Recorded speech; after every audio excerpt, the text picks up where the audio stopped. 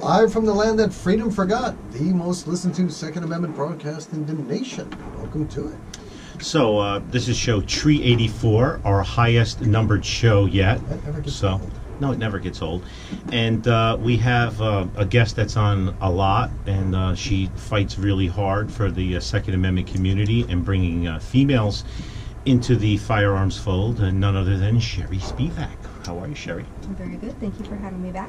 You're welcome. And while I was down at SafeCon 2 weeks ago, I run into this guy, and I start talking to him, and I really liked a lot of his commentary and points of view. And, you know, I'm always reaching out to talk to different people and get their perspective. It helps me get more material for the show, and it helps me to get more to energize our base and fight the fight.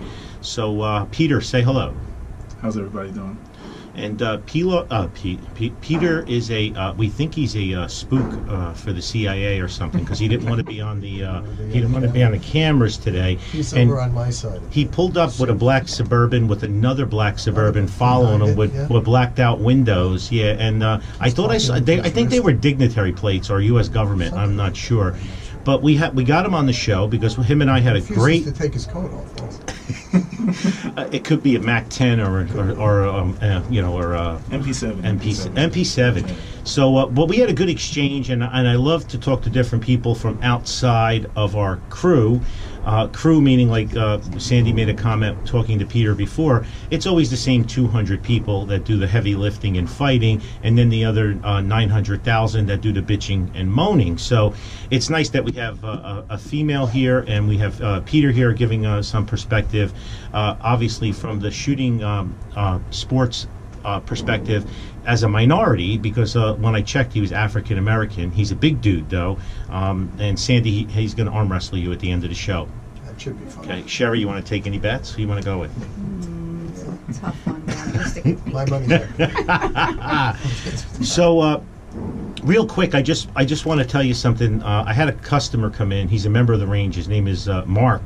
And Sandy, he wanted to let you know that in Hackensack they still have a police athletic league. Oh. No shooting though. It's martial arts and boxing and team building, and it's $15 a month. And his kid took karate classes because Sandy said, because when I grew up in Newark there was PALs on. You know, every neighborhood had a police athletic league, and they had shooting teams, and they taught, you know, boxing. No, there was not really martial arts back then. But Mark had an interesting story. His kids in elementary school, the teacher had them building a catapult, a miniature catapult. And he had me reach out to Nappin, and Nappin says catapults are banned in the state of New Jersey because a catapult is a ballistic device used to launch a projectile a great distance, and the words are used interchangeably. Catapult and slingshot. Yes. So Mark went to the teacher and said that, you know, you're building something that the kids are building something that's going to be a felonious crime if they should get caught. And the teacher and the principal, basically, they're still doing it. They're taking the onus on it. But just so if you don't understand, in the other 49 states, if you don't understand where we're coming from in the state of New Jersey, you know, I had somebody on YouTube the other day comment that, you know, stop talking like a baby and start using bullets or move to Tennessee or something like that. Well, let me tell you something, buddy. Pennsylvania, just the House in Pennsylvania just copied almost word for word the extreme protection order law that we have in New Jersey. It's going to pass in Pennsylvania. The governor said they're going to sign it. Let me tell you something, Peter, this is the extreme protection order where if you went to your dentist and said, I had a fight with my girlfriend, man, I'd like to choke her. You're done. No due process. Locked up. Guns confiscated. Hire somebody like Evan Nappin, retained for $10,000 to fight to get your freedom and your firearms back, and have a blemish the rest of your life. And if you're in a professional industry, in the medical field, or you have a professional license, you ain't working. Like Shaneen Allen. You're not working for a year. That's right. So what were we going to say, Sam? Well, it doesn't even have to be that you're going to threaten somebody. You could just say to your dentist in passing, gee, I'm pretty, you know, I've been down. You know, gee, Harry, you look down today. I was depressed. I had to come here. Depressed, yeah, whatever. So these are the things that when people tell me move, Oh yeah, we're gonna take the arms right now. Right, I'm just gonna go down to Trenton and start shooting people. We can't get people on a bus without lattes. But I'm not. But I'm not moving. Arms. I'm standing and fighting here. I live here. I like 24-hour diners. I know. Okay, I like my range here. Well, where are you going to move? You guys are going to chime in a minute. True. Florida's turning. Florida's it's going. done. It's purple Florida's now. over. Okay, Florida's over. North Carolina's over. Virginia. I was talking to Ken. Oklahoma. It's done. Montana. Montana. Senator Colorado. Tester. So where are you going to go? Listen, they did a survey. Tampa Bay. Tampa Bay, Florida, the politics of guns are shifting in Florida. Yes. Post Parkland, people are all for all these new gun restrictions. I used to want to move to Florida. Where are we going? So don't tell me that. Now, I always thought about buying something right over the Delaware in Pennsylvania so I can exercise my freedoms. But look, they're copying the New Jersey playbook. Right. So, buddy, in Tennessee, we all should stand and fight together. One of the reasons we have such problems on our side is because of guys like him attacking me. Right. Okay, we should all be having solidarity and standing and fighting together. Absolutely correct. One of the biggest problems that we have on, I'm going to use air quotes here, our side is the fact we don't know how to fight. We're fighting reactionary. When you start fighting reactionary, it never works. You have to use a counterintuitive approach. You're dealing right now with postmodernism, where nothing makes any sense on purpose. Correct, but it's hard to get people into our fold. In the green room, I interrupted Shari and Peter. What were you guys talking about, Shari? You could lead off. You guys had a conversation when I threw you out of the green room and brought you in here. We were discussing how to get the other demographic of gun owners, or just people in general, to come into the fold. Like, what is out there? What can you present that will bring them in? The women, the African American men and women, and like that, all that we see, and I say we as just we were having a discussion, is that there's a lot of old white men. See, now you said women and African Americans. I put all minorities under 110. Every, Absolutely. Sexual persuasion, I put all of it under one: black, Spanish, Latino, Chinese, and women, because growing up in the gun industry from my 20s, it's been, and it's still perceived as all old white guys. So right. I put them all under one umbrella. Not for a bad thing. No, I understand that. I just think it kind of makes it where it establishes those old white men as the standard, and everybody else is a guest. Right. Correct. Yes. So that becomes problematic, where it should be, open. It should be universal. It shouldn't be that one party or one group controls the identity or the narrative of the whole organization, and so that's what people feel like. People feel like, who are not white males, that they're guests in somebody else's house. They're not really an equivalent at the table. Right. So that presents a problem. I mean, going to your statement about bringing people in or changing, how do you change that? I think that what has to happen is, like, if you look at talking about the states that you were talking about, if you look at why it's shifting, look at the Parkland situation.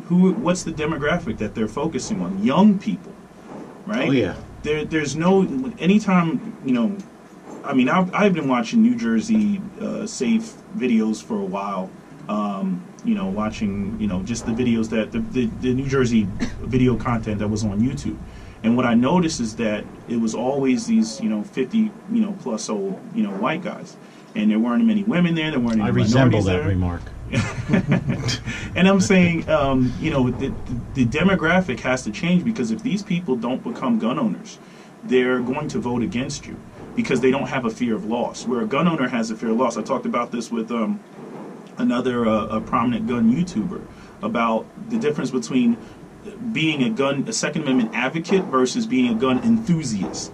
And there's a lot of people in that older crowd that are gun enthusiasts, meaning they want to do gun reviews on the $5,000 gun, or the $600 gun, or I mean, that's not $600, but even $600. That's expensive for a lot of people. Like, you don't see a lot of people who are doing reviews on the Ruger Security 9, which is about a $300 firearm, or what other gun is affordable? The Sky pistol, right? Which is you can find those online for about $200. You know, getting people in the door opens up them to, you know, like when people make arguments that we need to get guns out of the hands of people, and then they're like, wait a minute, I'm a law-abiding citizen. Correct. Why are they infringing on my rights? Right. You know, I'm not going to go out and shoot anybody. But see, when people don't have guns, they don't have, you know, anything to lose. Anything to lose, exactly. And fear of loss is the greatest motivator Yes. of any kind in human I thought history. fear of running out of food for me is Well, a that's great true. It's motivator. fear of loss.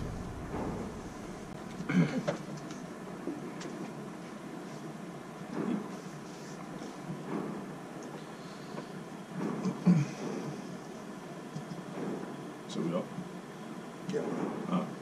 yeah, let me know if I'm getting long-winded. You're fine. I'm gonna talk. She's gonna lead off about. I'm gonna talk about diversity shoot last night. Then she's gonna go saw group, and you're gonna chime in. Or I'm gonna throw something at you. I don't have anything that I want to lose, though. Yeah, let me know, because I get long-winded. That's why I try to be quiet and stand down. Don't worry But about see, it. this is the question that I've had Your forever. opinion's How more do you important, I get think. Okay. them to come in? So What you're do gonna NJ lead off Safe with do? that with I've me. been saying this for They're years. hearing that our the shit all NJ day Safe long. things like that's not what women want to hear. No. It's not what I've made suggestions. What's They not have- what women want to hear?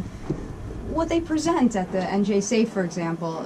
You need to start a woman's thing. They need to break out a little bit, not just have a women's panel with two people Okay, on it. coming They back. need to offer something. And stand by. And this segment is brought to you by Medallion Chiropractic. Dr. Henry Medallion is on 573 Valley Road in Wayne, New Jersey. He was on last week. Dr. Henry Medallion's chiropractic place is about 6 miles from the range on Valley Road, and it's MADALIAN chiropractic.com, and he's running a special if you mention GunForHire Radio. He had a couple of his clients, patients come in last week to talk about it. So support those who support us. So real quick, the other night Tony Simon had his diversity shoot, and I always pop in. He had about 40 people, and I started talking to people, and he had a couple of African-American Latino people, and the first thing they said was it wasn't what they expected when they walked in. Yeah. And then Tony was talking to them about how to get their permits. So he's doing God's work on that aspect, but it's hard because he markets the hell out of it, and it's hard to get 40 people in. Now, Shari and Sandy started the Soul Group where they're constantly introducing new women to the fold, and the women that are become members, they bring other women in and friends and family and stuff. But so you and Peter were talking before, but you know, like you're doing your job to try to introduce new shooters in because it's so much easier for a female to transition to female. I've been saying this for years, Peter, where it's hard for me as a white guy to go into a minority neighborhood and gain the trust of people and get them into shooting. It's much easier. People trust their own kind better. You know, if it's a Spanish neighborhood, if it's a Latino neighborhood, hearing it from a Latino, oh, I go to this range and I shoot, you guys got to try it. There's a higher level of confidence because, you know, let's face it, minorities have been ripped off by the old white guys for millennials, you know? So there's always that level of distrust. We could say there's not, but there is. Yeah, of course. Right? And women tend, right? And women It's important tend. for them to feel comfortable if they're going to, in fact, try something that's a little bit out of the range of something they would normally do to begin with. So you're right. Feeling comfortable around other women during our meetups is just really key. You know, we have a lot of success at the meetups with new shooters coming in and We're just fighting saying, against a war of public relations and of images. And the images that the other side portrays is that shooting is a negative thing, guns are very bad, anybody who has a gun is either a criminal or a cop, and those are the only two people who have a firearm. And we find that when Maj was here, we talked about the same thing, about culturally, whether it's Spanish, even Italians, Spanish, Italians, African Americans, who culturally it's a bad thing. Like when you have a firearm, Because guns are associated with bad people. Correct. No. Right? You spoke about that at SafeCon with me, Peter. It's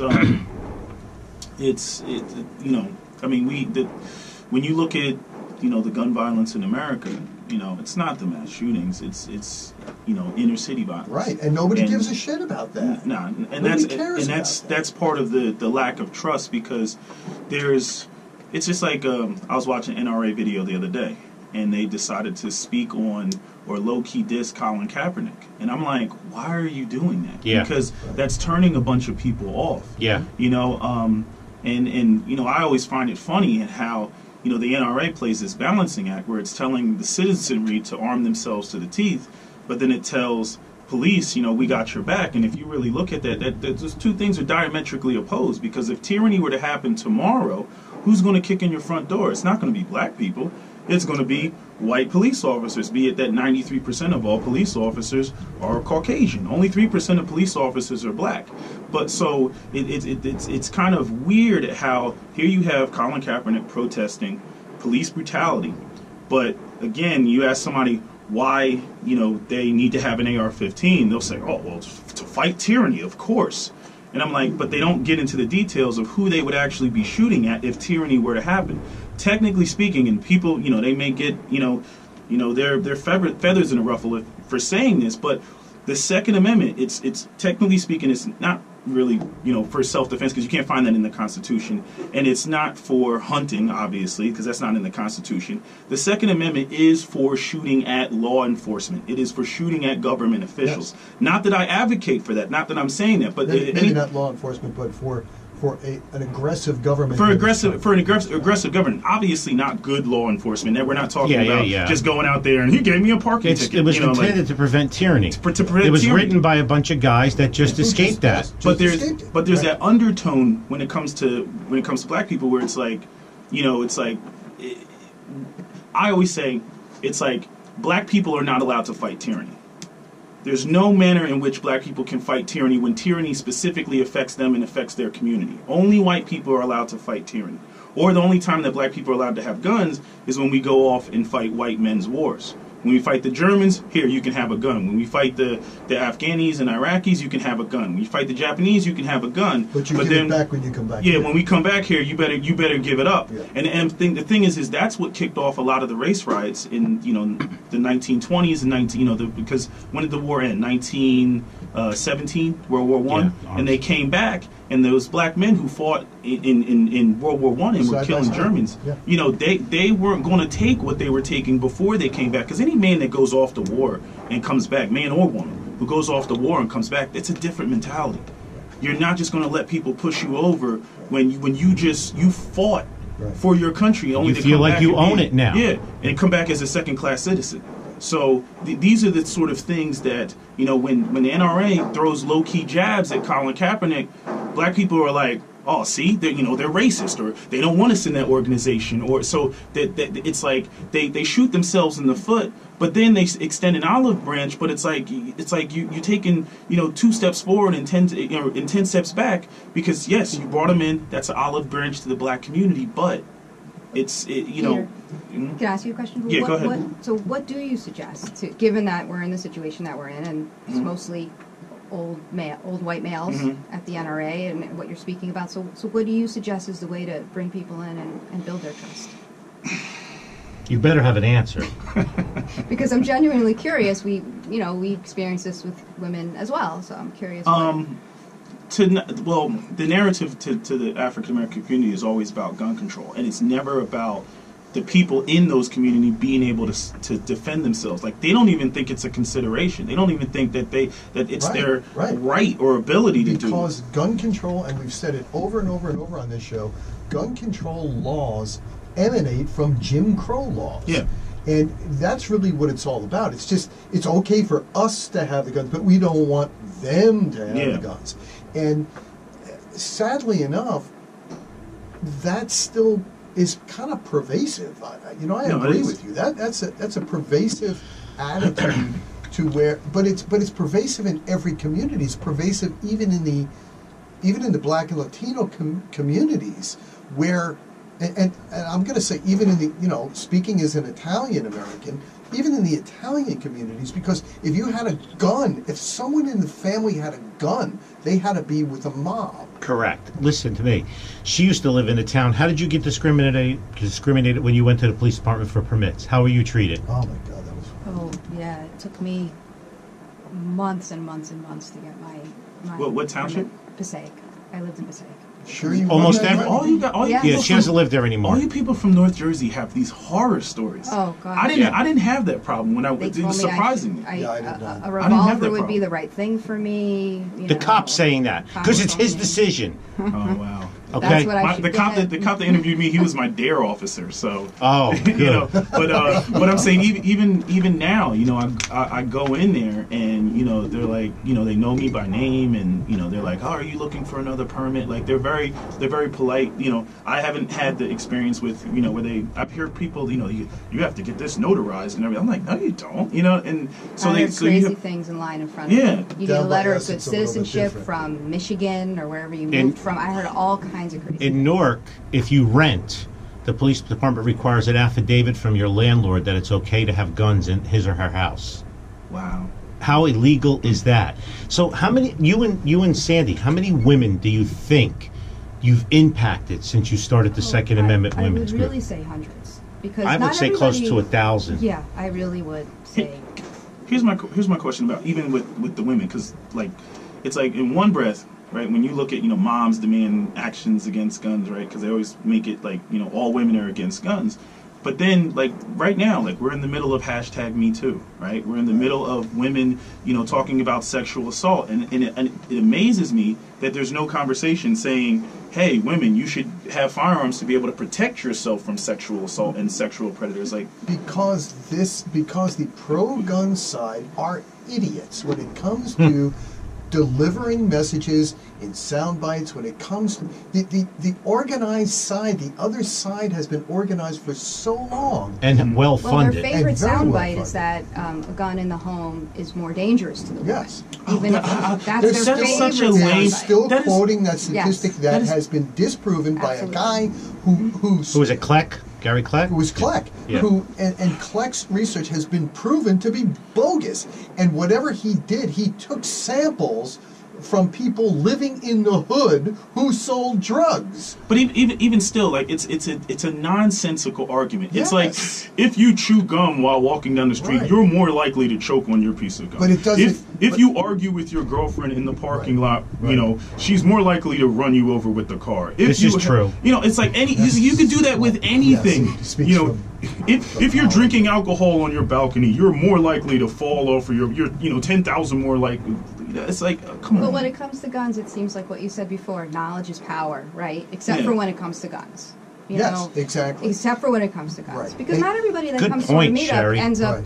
not everybody that comes to our meetup ends up purchasing a firearm, but they come, they learn, and you never know. There was a video recently of a woman who she used someone else's gun. It was a violent situation. There was some kind of video, and she clearly knew how to use the Use it. firearm. It wasn't hers. She didn't have it on her. It belonged to the whoever was robbing the store. I forgot exactly. But knowledge is power. She was able to save herself because you could see her on the film actually knowing how to use the firearm.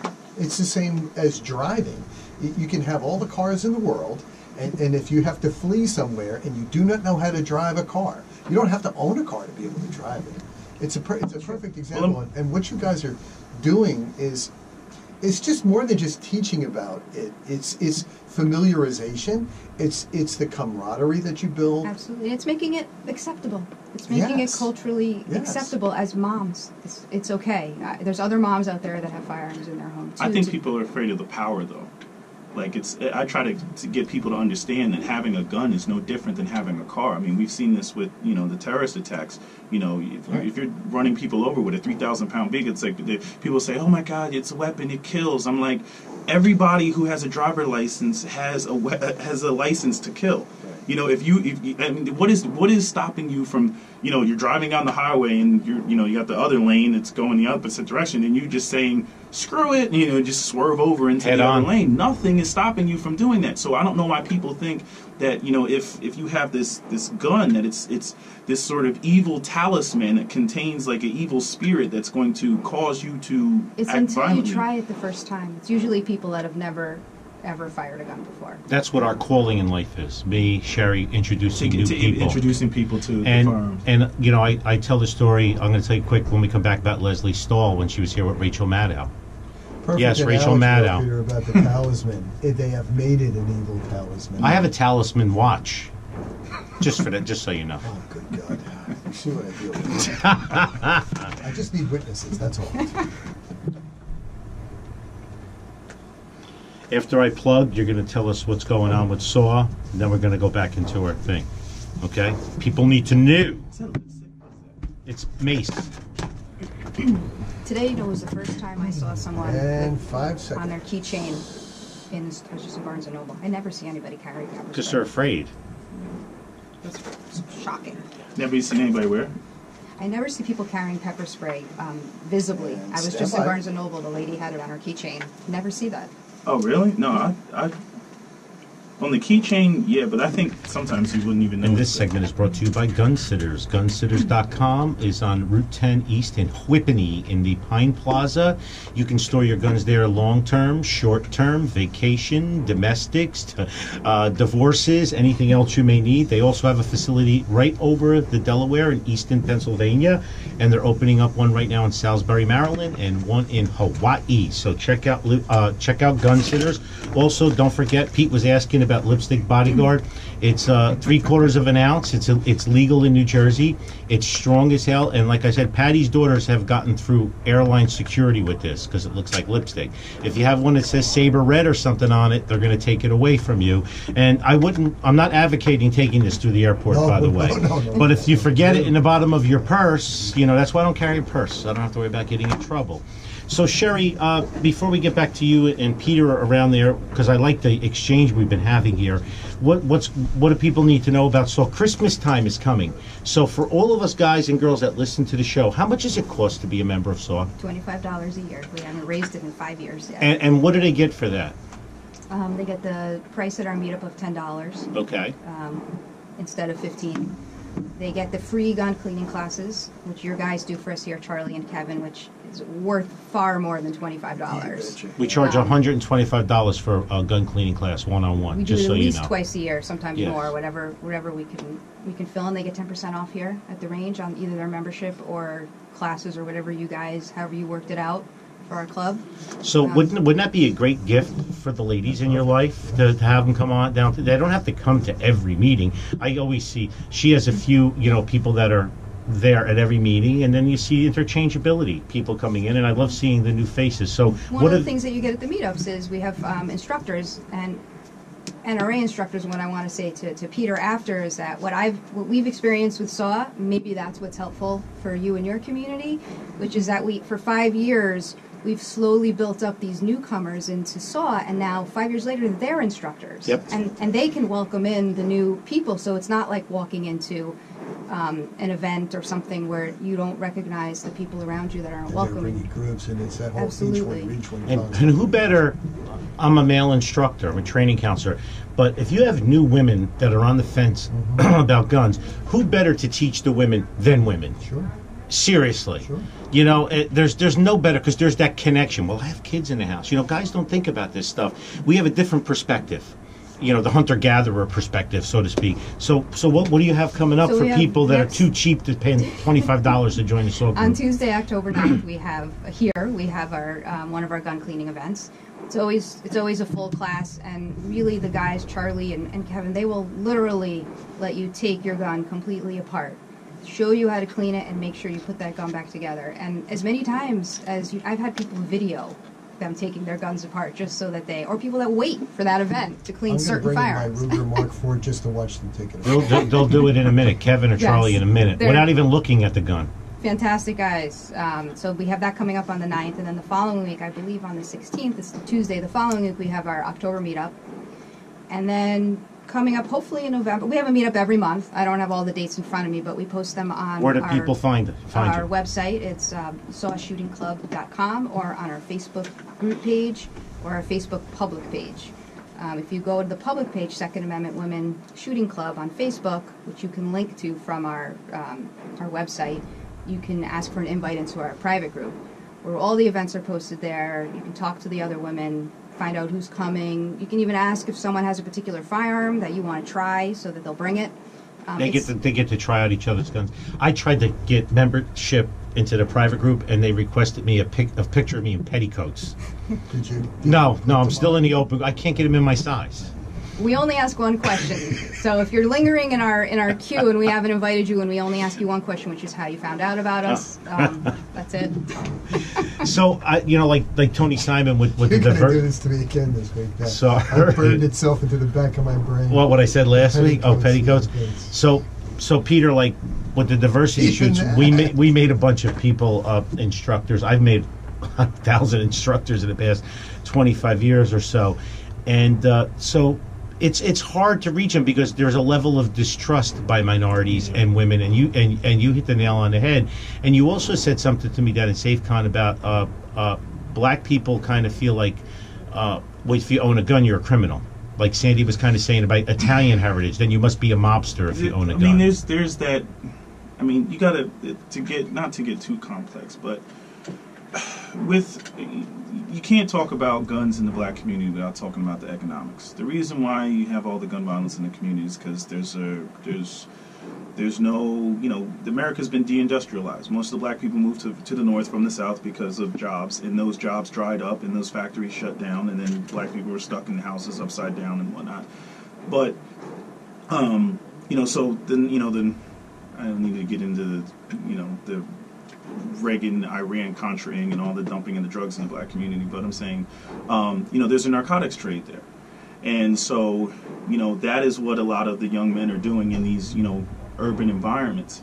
And so there's no patriarchal structure, meaning in the white community you have a patriarchal structure where you have fathers in the home taking care of their wives and that's whatnot. Disappearing too now. Yeah. So you have, at the very least, when white women do see white men, they can associate a white man with a gun with protecting the family or protecting the community. In the black community, it's not like that.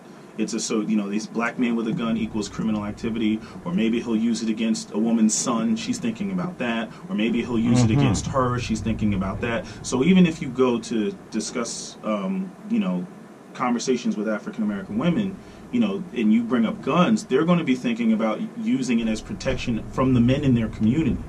You know what I'm saying? So it's a different dynamic where, in the white community, it's more about, protecting the family, or even, this sort of tribalism that goes on where, we got to protect ourselves from those people over there. And black people talk about, it's like people know that there's violence in the community, and there's a lot of people who do feel like when two drug dealers take each other out, they're like, hey, who cares? You know what I mean? Like there are black people who feel that way.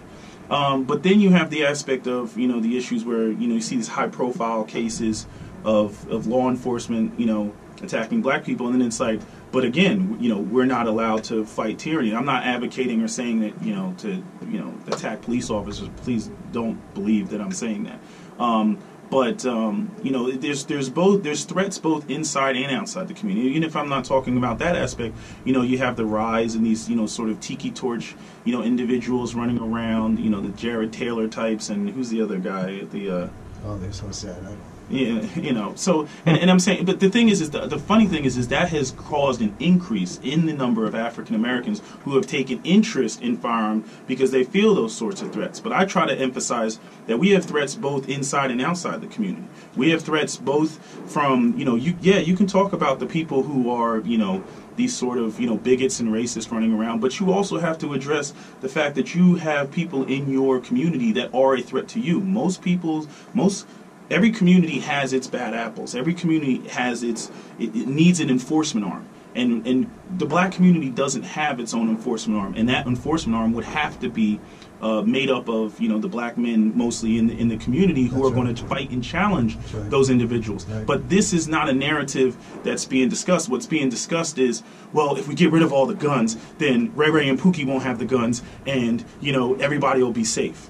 And I'm like, it doesn't make any sense. Like, Ray Pookie's going to still have the guns. Yeah, exactly. And everybody else is not going to have. Or a knife, exactly. or a golf club, or whatever. Yeah. What really doesn't make sense to me is it's like you say that police officers are racist, and then 5 minutes later you turn around and say that, well, we don't need any guns, and those same racist police officers are going to be the ones that protect you. Right. You're not making any sense. So you're saying, well, I don't need any guns because the cops are going to protect me. You just got finished saying that they were racist. Right. So there's a lot of intellectual inconsistency, with the positions that people are taking, because honestly, I believe people were operating off of emotions. People are always going to operate out of emotions, and the cognitive dissonance that exists in that thinking, in the communities, and it's just not that inner city community. Mm-hmm. It's in every single group or every tribe, every community has its own cognitive dissonance. There is that I got to whole, look that up. there is that whole confirmation bias that goes on, that we are going to see what we have already decided we are going to see. The most racist place in America is YouTube. If you go to any comment section, this is one of the things that turns black people off. Go to websites like Active Self-Protection or what's the other site? Police Activity, and read the comment section anytime the perpetrator is black. When the perpetrator is white, it doesn't come with the same sort of vitriol that it comes when the perpetrator is black. And there's this attitude that, you know, law enforcement is for the protection of white people. It's not for the protection of I'm so glad I black don't watch people. YouTube. Oh, it's terrible. I'm from a different generation. We post the show on YouTube now, but I think I've watched YouTube videos in 57 years. I implore you, read the comment sections. Read the comment sections. And I'm saying that, like, a lot of those people are a part of the gun community. Yes. You know, and they look at law enforcement like law enforcement is for us, guns are for us.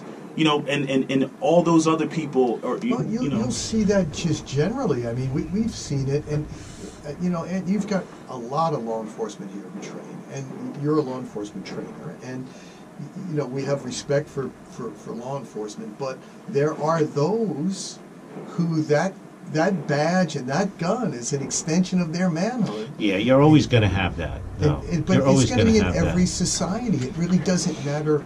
I don't know whether it's. I can't just say it's just law enforcement. I can say it's pretty much everybody. You know, you're going to have those groups. Look at another perspective. Shari comes from a Jewish background. Mm-hmm. How split is the Jewish community with guns? It's probably split more than the black and the Spanish community with the guns. There's probably a lot more gray area in the other minority communities. In a liberal synagogue, it's going to be one way. In an Orthodox synagogue, it's going to be entirely different. I want you to talk about this when we come back. Because you fight the fight all the time, right? Yeah, I've seen it too in my own community. Yes. Yeah. So we all have it, Peter. It's just different varying degrees. Okay, we're out. I don't watch football. I've never touched the Colin Kaepernick thing. Right. I don't watch any. I don't watch any organized sports. I don't. The man is protesting. I don't particularly. I don't really jump up and defend it and everything, but it's just like I don't like how people try to turn it into something that it's not. You know, it's like no matter how many times he says he's protesting police brutality, they try to turn it into he's disrespecting the troops. I just heard he's a shitty football player that's trying to get. I don't even know. I don't either. It sucks that I can't go to concerts anymore, because everything's political. Yeah. Plays, movies. That's what my sister said the other day. She said, "I just want to watch a football game." Right. Yeah. And this segment is brought to you by my buddy Bob Ramo out at Shooter's Gauntlet, shootersgauntlet.com. It's out near Tobyhanna, Pennsylvania. It's literally 3 hours from the range here. Please do not make a Pennsylvania joke. And it's in Pennsylvania. And Bob Ramo, this is where we go out and do our long-range shooting. He has a 1,500-yard range. He has Bob Ramo at info@shootersgauntlet.com. He has 1,500-yard long-distance range. He also has, you get ready, zip lining and shooting. You can zip line and shoot at steel targets. Are you serious? That's got to be like... Yes, he does. I'm probably going out later this month with Jimmy. Why? Well, because Sissy. I think it'll hurt. He also has 2 machine gun shoots a year, which I hear the last one eclipsed Knob Creek machine gun shoot. Really? Yeah, and so it's only 3 hours away. It's called Shooter's Gauntlet. Check out shootersgauntlet.com. Like them on Facebook. Tell them you like us. Also, the Second Amendment women, Shari, in case we forget, how do people find you? It's SADoubleShootingClub.com. So we're going to segue into Shari growing up with Jewish faith here. So I had Leslie Stahl here from 60 Minutes with Rachel Maddow, and they were here on a Sunday, and they were filming B-roll. Rachel Maddow had left. And on the Sunday, Peter, I got my range on Friday, Saturdays, and Sundays. It looks like a combination of United Nations and Noah's Ark. There's every size, shape, and color. And we had some Orthodox Jews. We had Hasidic Jews. We had black, Spanish, kids running around. And she looked at me and she said, I can't believe how many normal people come here. And, you know, my first response is to smack her, but then I thought about where it was coming from, right? Because we're only supposed to be hillbillies in MS-13. Right. There's not supposed to be Jewish people and kids here and black people, you know, because all the minorities are supposed to be anti-gun, because everybody has to be, you know, segmented. I will say you've built a mecca here, which makes that possible. It's not like that everywhere. You know what, it's funny, correct. We take that for granted. But Shari's absolutely right. We take it for granted, but if you go anywhere else, you know, I down by us, I don't think there really is a place that is. No. I mean, they've pretty much closed most of the gun stores. But you know, down there. But you know, I get. You know, Peter talks about the father figure and everything in the inner city. On the weekends, it's kind of restored my hope in humanity too, because if you watch the news, all the millennials and the Generation X, they're all useless, right? They're all living in their mom's basement. And I get so many minority groups and couples that come in on Friday, Saturday, and Sunday, and you know, I engage in it with everybody and I talk to them.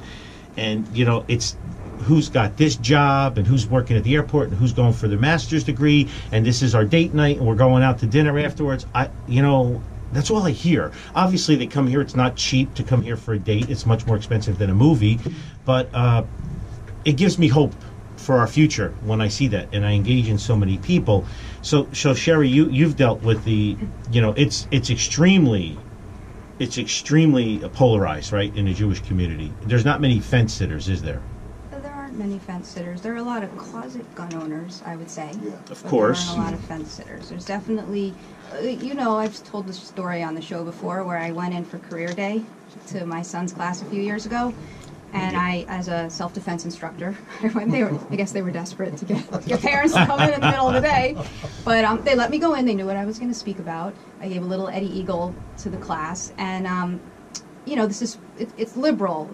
The general idea is it's a liberal type parent body, I guess. And I had said something, I mentioned Gun for Hire, something like that, and like literally at least half of the kids raised their hand and said, I know Anthony, I shoot at Gun for Hire. So here are these people, whose parents who are, I mean, kids tell the truth, right? Like, you know, they're going to tell you. They weren't going to say it until it came out. Right. But why do you think it's like that for us, though? Like, because I'm saying, you know, Jewish people had the Holocaust, African Americans had slavery, and it's like, you would think that would be the wake-up call, and they would be the strongest Second Amendment advocates that there are, but we're not.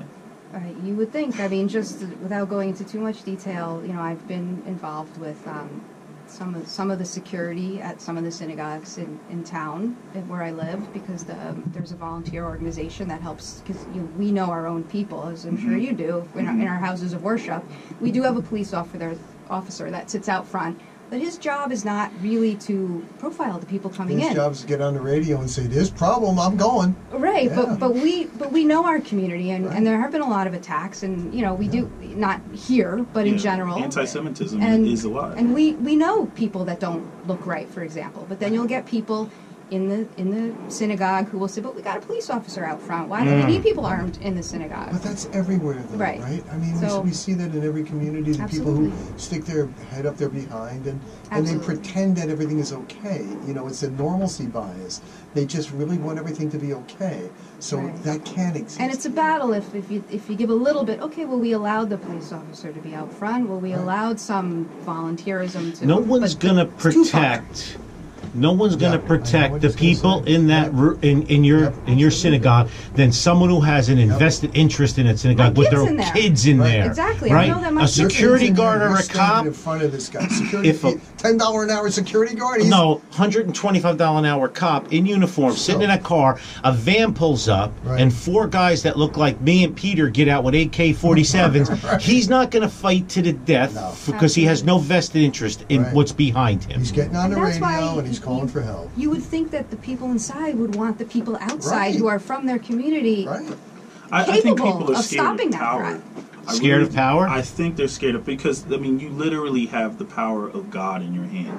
And for some reason, more than a car, that I feel like that scares people. If they feel like it's either that or it's an open invitation to violence, like as though you having the gun. And it never used to be like that. I mean, when Anthony and I, back in the Stone Ages when we grew up, I tell the story 100 times. I used to take my .22 rifle to school and put it into the locker because I was going to the PAL afterward to shoot. These were things you could... Now you can't even draw a picture Some of a would be gun. calling Yes. the police on you Can't eat a before you slice of got to the pizza in the front shape door. of a gun. Right. You know? And it was, or we go down to, we get down to the local dump or out into the woods or whatever, and we call, and the only reason would call was because my friend's father was I guess a sergeant in the police, and we called the police headquarters, and we said, we're going down the dump to go shoot rats or something like that. Okay, you boys be careful now. Yeah, That's forget about it it. today. And one of the cops would just drive by and make sure everything was okay, that we were okay, because you had a bunch of 9-year-olds with rifles shooting rats. And it really didn't matter, and he would be shooting rats too, or whatever. So don't feel beat up, because everything all of us do, each one reaching one and trying to convert people. Like Peter, you noticed you get a lot of pushback when you try to talk to people and change their mind. It started out that way. It's been slowly changing, but I really got to beat people over the head. I mean, I really got to. I'm like, I usually, they make a statement, and I'm like, okay, let's go with that. And then we go with that, and we draw it out to its inevitable conclusion, and then they see where they're flawed. Like I have to go where they're trying to go. Mm-hmm. Absolutely, you got to meet them where they are. How many people have you introduced to the shooting sports? Thousands. Good. And Shari too, and me. My business as a Second Amendment advocate, it's to change people's perception. They come in, I get all these inner city couples and groups come in on the weekend. We treat everybody the same, everybody like family, and I always say this on the show, if they don't join the NRA and become Second Amendment advocates, I'm okay with that, because I've still changed the narrative. When they close their eyes and think about what a gun range and employees and everything look like, they know in their heart of hearts it's different, and that's our job to do that. But I would love to see more members of people of color coming in. I see women coming in unattended, which back in the day you didn't see that. Women they brought a chaperone with them to shoot. They really do have as much of a preconceived notion about gun owners and what they look like, just as much as they believe that other groups of people have preconceived notions about them. Correct. See, but we treat everybody like family. I don't care. I had 4 African-American women come in, mid to late 20s, on a Tuesday night, dressed up really nice. They were probably going to dinner afterwards. And as soon as they walked in the door, I said, welcome to the family. How'd you find out about us? And the one girl says, I came with my fiance last weekend. I convinced my girlfriends to come. There's no better win for me than that. There is no... Bingo, I'm done. The 4 of them shot. And the other 3, obviously, the body language was closed body language on the way in. On the way out, they're like screaming and holding their targets up and taking pictures. I'm like, oh, I got them. The hook. Zzz. 4 more new customers, repeat customers. But back in the day, in the 80s and 90s, 4 women, I don't care what color they were, would not have walked into a gun range to shoot. Right? Right. And if they did, how would they have been treated? Oh, yeah. Hey, sweetheart, what do you need, a private lesson? Or are you here for your gift certificate for your husband? I used to watch the men sing to the women. Yeah. Right? Why do they talk like melodic when you're talking to a woman? Like, what does that do to you, Shari? Is that something that triggers you and go, oh my God, he's an alpha male? It's women hot, right? That's what it does. Am I right, Peter? Right? Like whistling from a construction site. Yeah. Oh yeah, the dog whistle a girl. Absolutely. Do that today. Yeah. Did it with a baseball bat. Right, exactly. Do that in my house.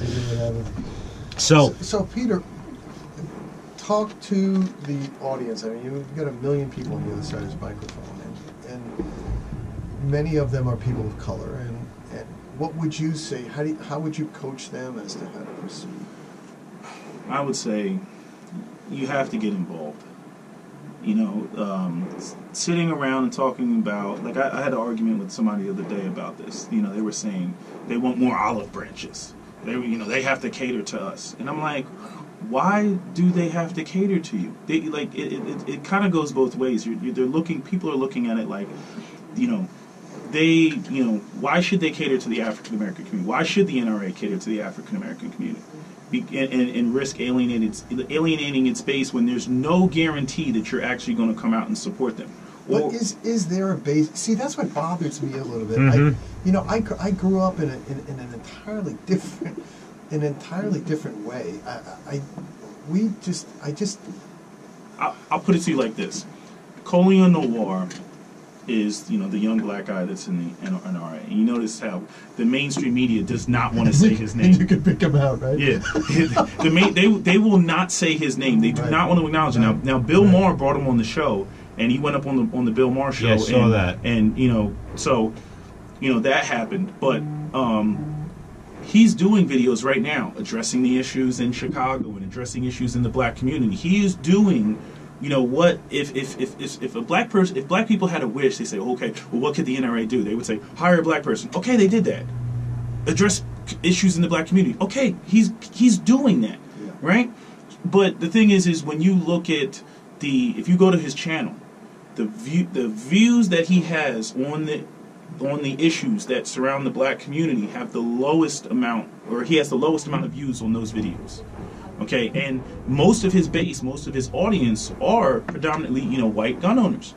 But whenever he talks about the issues that directly impact the black community, it's not like the white people are sitting there with open arms saying, oh, this is so wonderful that we're seeing both sides and everything. There's a handful that do that. I'm not going to sit here and say that, there aren't white people that are like, yes, this is what we need. There's people who have the foresight to recognize this is what we need. But there's other people that, if it's not along the lines of, the far right, they're like, we don't like this. We just want you to advocate for, guns and that's it, and be the token Negro and that's what we want you to be. I would take 6 million minority NRA members tomorrow. Yeah, right. I'm serious. If we could do it, I say the NRA is maxed out at 6 million because they're saturated with the white guys and some girls. We need to They need have everything. more reach They out. need women. Correct. They need everybody. Africans, They need Asians. what real society looks like. Yeah. And He's so smart. Unfortunately, you have that here. Yes, I do. You have that here. So should I force them all to join the NRA at gunpoint? No. Okay. Anyway, real quick, Shari, where can we find blah blah blah blah blah blah blah? Talk. SawShootingClub.com. From there, you can link to our Facebook page and our private group. And we have Low Light, No Light, Urban Shotgun 1 and 2, Holster Draw, Urban Pistol 1, 2, 3, Urban Carbine 1, 2, 3 at the Gun for Hire Academy. I want to thank our guests for coming on today. Sandy's obviously going to wrap it up, but I love to see this perspective. Each one reach one. Shari, keep doing what you're doing. Peter, keep doing what you're doing. There's going to be roadblocks. You get pissed off. Tough shit. Fight we must. Go ahead, Sam. Peter, I invite you to come back because yeah. I think this is What about Shari? one of the best shows. Shari's here. You're so racist. But he's got to come discriminatory, from a very sexist, sorry. long drive like me. So what? So carpool, bitches. But please, I think I really think it was an eye opener, and I know you really opened my eyes on a couple of issues that, and he's obtuse. And I'm obtuse. Thanks, I appreciate it. All right, well, looks like on that note, looks like you've done it again. You've wasted yet another perfectly good hour listening to Gun for Hire Radio. Gun for Hire Radio is a counterthink media production. The music used in this broadcast was managed by Cosmo Music, New York, New York, and the License of Broadcast Music Incorporated. I'm Sandy Berardi. On behalf of my co-host, Master Trainer, and the rest of the crew here at Gun for Hire Radio, we do thank you so much for listening. Please, each one reach one. Winston, time to take it away, my friend. We love you guys.